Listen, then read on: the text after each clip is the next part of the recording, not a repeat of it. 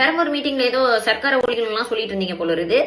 அண்ணே, முதல்ல ஒழிக்க வேண்டிய சர்க்காரே பாசிச ஒன்றிய சர்க்காரும் அதுக்கு விலக்கணும் உங்களையும் தானே. சரி, ஓகே, ஃபர்ஸ்ட்ல இருந்து வீடியோ போட்டுருக்கோம். இந்த அபியூசிவ் கமெண்ட்ஸ், அதுக்கப்புறம் இந்த கொலை மிரட்டல், அவதூறுகள், இதுக்கெல்லாம் கவுண்டர் ரியாக்ட் பண்ணி தான் வீடியோ போட்டுட்டு இருந்தேன். ஆனா இப்ப உங்களை அடிக்கிறதுக்கு என்கிட்ட 2 பாயிண்ட் இருக்குண்ணே. பாயிண்ட், உங்களை எடுத்து எந்த பொண்ணு பேசினாலும் உங்களோட வல்கர் வாரியஸ்ன்னு ஒரு கூட்டத்தை வச்சு அந்த பொண்ணுங்களை பத்தி அசிங்கமா சித்தரிச்சு வசைப்பாட விட்டு சந்தோஷப்படுறீங்களே. நீங்க தப்பி தவிர ஏதாவது ஜெயிச்சிட்டீங்கன்னா என்னென்ன ஆகுறது? அதனால நீங்க ஜெயிக்க கூடாது.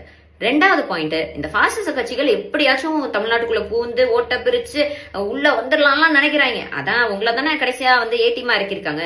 ஏன்னா நீங்க அந்த கேண்டிடேட் லிஸ்ட் வாசிக்கும் போதே தெரியுது, முக்காவாசி ஆளுங்க பிஜேபில இருந்து வந்த ஆளுங்க, அதுக்கப்புறம் RSS ஆளுங்க தான் ஜாஸ்தின்னு வச்சுக்கோங்க. இதெல்லாம் மக்கள் பாக்குறாங்க இல்லன்னு.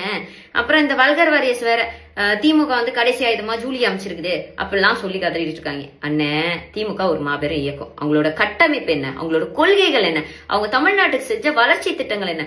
திமுக காப்பத்தெல்லாம் யாரும் வர வேணானே. உன்ன மாதிரி ஸ்டார்டமையும் வல்கர் வாரியஸ் மட்டும் நம்பி இந்த தேர்தலில் நிக்கிறல்லண்ணே.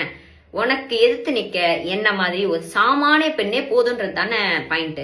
அப்புறம் நீ கஷ்டப்பட்டு பாத யாத்திரையா வேளாங்கண்ணி மாதா கோயிலுக்கு போயிட்டு வந்தாலும் சரி தானே. திருச்சி கலக்குல இனிகோ அண்ணனையும் சரி, இல்ல RD சேகர் அண்ணன் பெரம்பூர்ல நிக்கிறார்ல அவரையும் சரி உன்னால தொட்டு கூட பார்க்க முடியாதுன்னு.